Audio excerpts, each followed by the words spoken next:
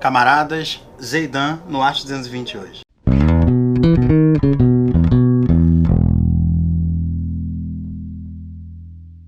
Zeidan, obrigado por receber a gente. Obrigado mesmo. Obrigada vocês. Zeidan, muito obrigado por receber a gente aqui, pela confiança. Obrigada pelo convite. Uma honra estar aqui. Responder tudo rapidinho, o tempo é curto. Zeidan, o presidente Bolsonaro sancionou agora em maio uma lei que anistiou os partidos que não investiram 5% do fundo partidário na promoção de mulheres na política. Uhum. Isso no país que é lanterna no ranking mundial de participação feminina na política. Você tem uma trajetória que fez com que você se tornasse uma minoria. Você conquistou esse espaço, que é um espaço raro para a mulher na política. Então a gente quer ouvir duas coisas de você. Primeiro, uma opinião de como a gente pode, de fato, aumentar a participação da mulher na política. E segundo, que você conte um pouco da sua trajetória. Na verdade, as mulheres já participam muito da política.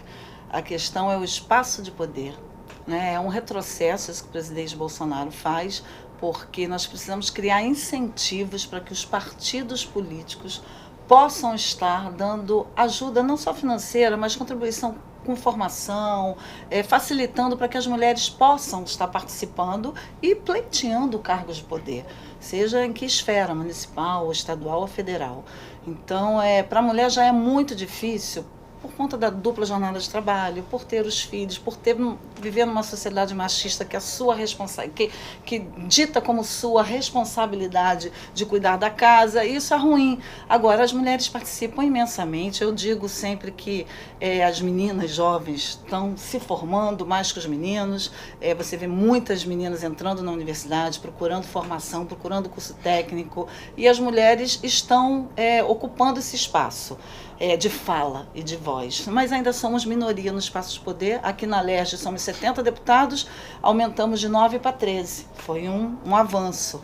Não importa a posição política, né? O importante é que a gente tenha o olhar feminino, o olhar da mulher para as questões não só das mulheres, mas do mundo também, né? Da sociedade. E a sua trajetória? Conta um pouquinho pra gente. Eu comecei na Baixada Fluminense, sou de lá, de Nova Iguaçu. Participava, na verdade eu comecei na JOC, na Igreja Católica, Juventude Operária Católica, e fui de um grupo feminista, Movimento de Mulheres do Rabo de Saia nos anos 80, que foi uma contribuição para a minha formação muito grande. Logo em seguida entrei para o Partido dos Trabalhadores, fui militante do PT, participei da primeira campanha do Lula em 89 e houve muitas mudanças, né? A conjuntura é outra. Então, dos anos 80 para cá, eu posso dizer assim, que houve assim, um encolhimento da fomentação de grupos de mulheres e grupos feministas. A Baixada ainda é um espaço de muita produtividade, né? De muita produção cultural. O povo sofre demais, mas o povo é um povo alegre, que contribui, que formula. Então, eu digo que a Baixada ali é um seio de crescimento político para as pessoas que o Estado, que quem está no poder dá pouca atenção, né? E é muito sacrificado, é um povo muito sofrido. Mas a minha militância é essa, militância de defesa da questão das mulheres. Hoje eu atuo aqui como uma parlamentar, que estou numa CPI, que é a CPI do feminicídio, como relatora, e a CPI da Enel e Light, que dói ver o povo sofrendo hoje num estado que já tem tantos problemas e ainda sofrer com um bem básico que é a energia elétrica. É isso. Tenho 51 anos, já sou avó, mas comecei minha militância lá com os meus 16 anos. Agora falando exatamente sobre a CPI do feminicídio, né? A senhora é a relatora Sim. da CPI aqui na LERJ. Em meio a essa violência imensa que a gente tem contra as mulheres, quais são os objetivos dessa Foi muito importante. Essa CPI ela é presidida pela deputada Marta Rocha. Eu sou a relatora, né? Eu fui a relatora da outra CPI no primeiro mandato, que foi da violência contra a mulher. E isso ocorre no nosso cotidiano, né? As mulheres são violentadas diariamente, são assassinadas brutalmente. Hoje eu dei uma entrevista aqui para umas jovens alunas da UFRJ e o tema era esse. E é muito difícil a sociedade compreender como ocorrem tantos crimes brutais e não há a penalidade de fato para esses criminosos. Hoje nós temos não só a lei da Maria da Penha, que foi da deputada Eloneida, feita aqui nessa casa, uma deputada do PT, Iloneide Sturdat, e temos a lei do feminicídio que tem 5 anos. Então 5 anos é muito pouco, né? O que a gente detecta é que essa lei do feminicídio ela tem que ser reformulada. Reformulada no seguinte sentido: há muitos crimes que não são qualificados como feminicídio, são registrados como homicídio, né, qualificado normalmente. E eu tenho questionamento sobre isso a gente tem detectado na CPI, principalmente pela questão estatística do Brasil. Nós tivemos aí assassinato de quase 5.000 mulheres, 4.500 no Brasil como todo, no ano passado. Desses quase 5.000, só 439 foram considerados feminicídios. É muito pouco em relação ao total. Então, há uma dúvida de que há uma falha, né? Pode haver uma falha no processo de registro desses crimes. Uma mulher que se suicida, foi feminicídio ou foi suicídio?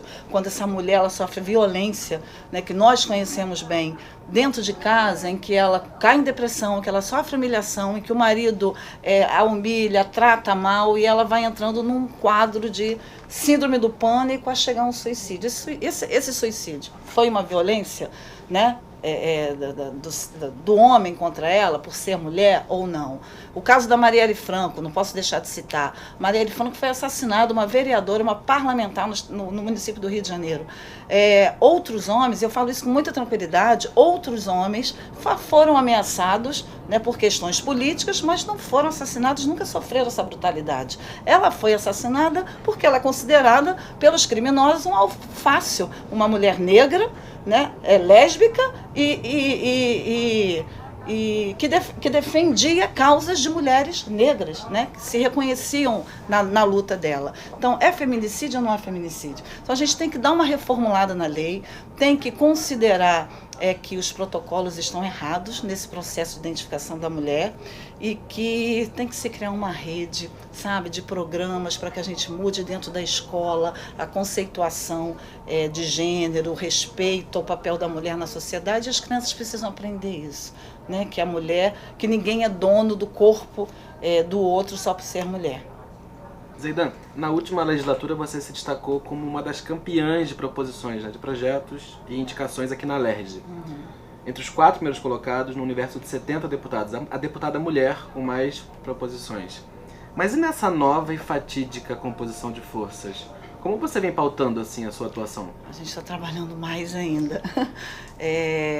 Nós mulheres, quando a gente chega no espaço do poder, isso não é só no poder, né? No trabalho também. Hoje eu falava isso aqui com as estudantes, a mulher ela tem que se qualificar e tentar ser 3 vezes melhor do que um homem que ocupa a sua mesma função. Por quê? Porque a gente já sofre discriminação por ser mulher. Isso às vezes parece que não existe, mas quem é mulher sabe do que eu estou falando. A gente vai falar, aí passam por cima da nossa fala, a gente quer propor uma iniciativa, o homem fala primeiro e desconsidera o que a gente está falando. Isso a gente vive em qualquer espaço, né? No mercado de trabalho, na rua, enfim. E aí aqui, as mulheres deputadas, a gente se esforça muito, a gente trabalha muito, a gente propõe muita coisa, né? Tive esse destaque aí. Agora, nessa conjuntura em que vem um retrocesso político de conquistas que a gente já teve, estão querendo tirar as cotas que foram aprovadas para a UERJ agora, estão propondo acabar com a eleição direta, estão propondo projetos que são retrocessos nas nossas lutas, né? Para os estudantes, para a população como todo. Então, eu estou trabalhando muito, as outras deputadas também, estou em 2 CPIs, estou assumindo agora, estou membro da Frente Parlamentar da Baixada Fluminense, estou abrindo agora uma frente que é em defesa do SUAS, que é o Sistema Único Integrado da Assistência Social. Então, no estado do Rio de Janeiro, conseguiu se organizar, né, nos programas sociais para a população mais carente. Isso está sendo desmontado. Então, estou montando agora uma frente, a gente dá um jeito, né? A gente trabalha e vai adequando a agenda e estamos aí para trabalhar. Deputada, a sua primeira ação aqui na LERJ foi protocolar o pedido de CPI da Enel Light. O que pretende e qual é a importância dessa CPI? Assim que a gente assumiu foi agora, no início do ano, e nós já estávamos vivendo o caos, né, aqui no estado do Rio de Janeiro como um todo em relação a essas concessionárias de energia elétrica. A Baixada teve o maior apagão, né, da história, mais de 72 horas. Lá em Maricá, na minha cidade, nós tivemos mais com quase 48 horas, 73, 4, 5 dias sem luz. Isso é um problema no estado inteiro. Então, as duas concessionárias estão passando dos limites no sentido do desrespeito com a população. E a CPI, ela veio um pouco para dar esse retorno, né? E a gente percebeu o que está errado nisso tudo. E a gente está percebendo que está tudo errado. Não, a gente pode trocar a concessionária, pode sair a Light, sair a Enel, entrar outra, não vai melhorar, porque o sistema está errado desde Brasília, desde o contrato. O contrato está errado, a forma de leitura do relógio está errada, nós somos usuários, a gente não tem capacidade técnica para ler um relógio que foi colocado na nossa residência propositadamente para que a gente não consiga ler. Né? Existem 3 tipos de relógio, o analógico, o digital e o ciclométrico. Nós não conseguimos ler nenhum dos 3. Isso é para quê? Para que não haja transparência nos quilowatts que a gente consome. Está errado na tributação, quando a gente paga, lá tem as faixas de ICMS, nós pagamos tributos altíssimos, isso tem que ser reavaliado. Aqui no estado do Rio de Janeiro, a gente está vivendo uma crise orçamentária, um momento de recuperação fiscal. Esse debate não pode ser travado agora, mas até o final do ano a gente vai conseguir. Tem que rever isso. Subsídios que são aprovados na Câmara Federal, que aí favorecem a concessionária e prejudica o usuário. São muitos problemas. A tarifa social, exatamente quem precisa de ter o auxílio, energia elétrica é um bem, porque você fica sem energia, aí quem vive, precisa pegar água do poço, fica sem água, fica sem nada. É um bem necessário para a família e a gente precisa rever o processo que a própria concessionária vai e multa, né? A população mais carente precisa ter a tarifa social e quando não consegue regularizar para que ele tenha conta de luz tudo direitinho, ele faz o gato.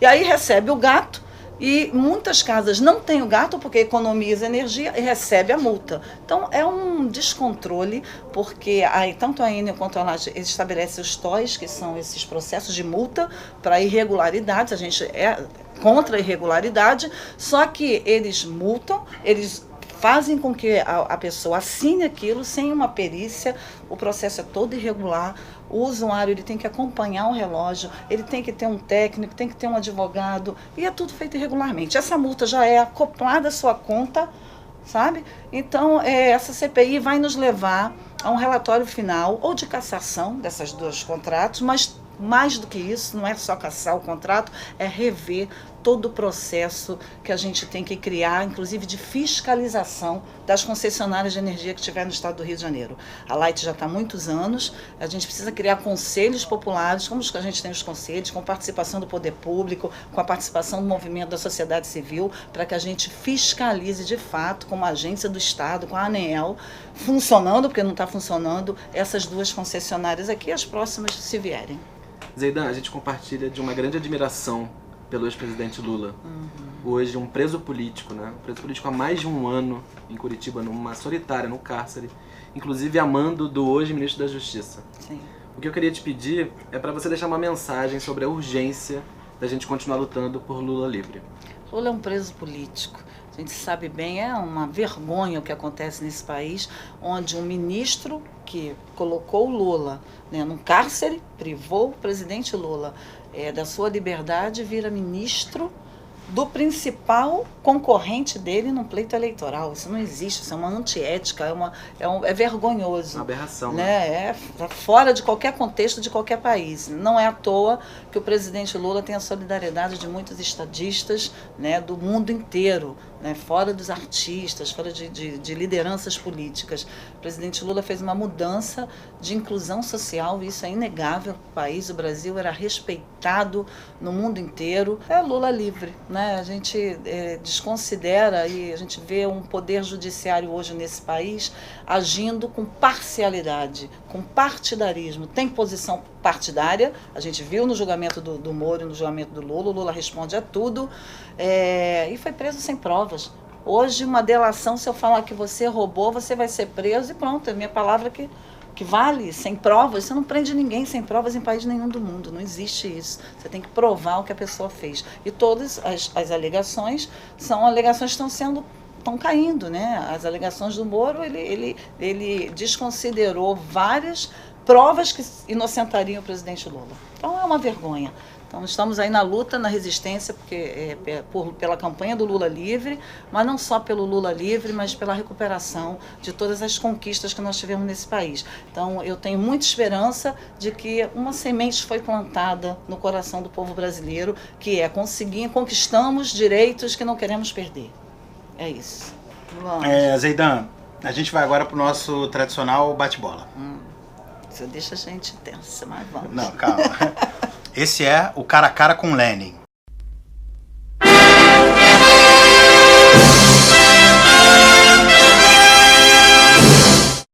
Mulher. Rosa Luxemburgo. Política. Política é luta e resistência. Baixada. Baixada é o povo guerreiro, sofrido e guerreiro. Maricá. Maricá é beleza, governo de esquerda e cultura. Resistência, né? Resistência. Temos ônibus de graça em Maricá. Sérgio Moro. Ai, Sérgio Moro é uma farsa. Não pode vomitar? Lula. Lula é a grande liderança, Lula livre. É revolucionário da história. Che Guevara. É um marco, né? Um grande Che. Tem outros, tem Mandela, tem Fidel, enfim. Grande Che. Zeidan, obrigado por ter recebido a gente. Muito obrigado. Viu? Nem foi tão difícil, não, foi rápido. Valeu. O que você achou? Muito bom, Né? muito bom. Muito bom, a gente quer, né, direto. Vamos fazer de novo. Vamos. Aí a gente faz 1 hora. Depois que a gente tiver consolidado, a gente... Muito bom, parabéns pelo trabalho. Muito obrigado, Zeidan. Muito obrigado por receber a gente também. Obrigado. Tá?